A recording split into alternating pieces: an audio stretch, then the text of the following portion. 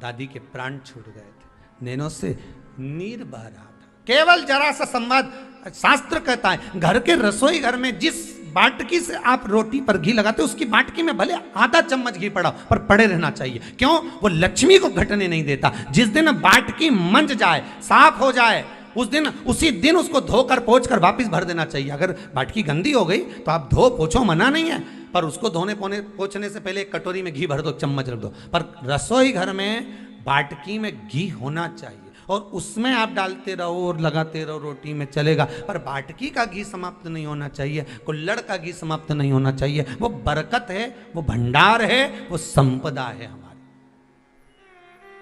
घृत वैभव देता है, घृत वैभव प्रदान कर।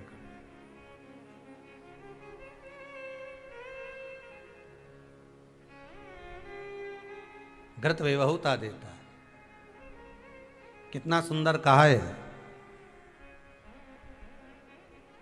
शंकर भगवान के शिवलिंग पर घृत चढ़ाने के बाद आपने दही चढ़ाया शिव जी को, ठीक है, आपने दूध चढ़ाया, जल चढ़ाया, दही चढ़ाया, शहद चढ़ाया, शक्कर चढ़ाई, मिष्ठान चढ़ाया, जो भी आप शिव जी को चढ़ा रहे हो उसमें से केवल एक पदार्थ, एक वस्तु, घी शंकर के शिवलिंग पर चढ़ाने के बाद में उसी शिवलिंग का घृत, जहां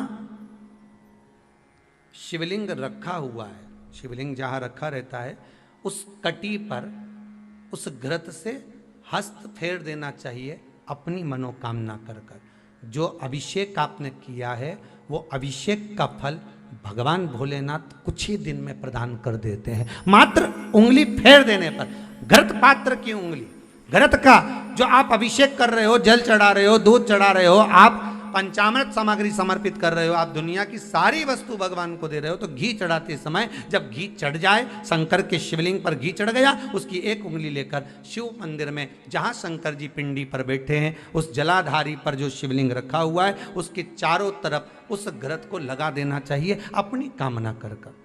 महाराज शिव उसको स्वीकार करता है। क्यों? शंकर और पार्वती के मिलन स्थल, माता पार्वती की गोद में भगवान शंकर का जो शिवलिंग स्वरूप विराजमान है, हस्त कमल के अंतर्गत जो भगवान विराजमान है, उसका फल चोगना मिलता है।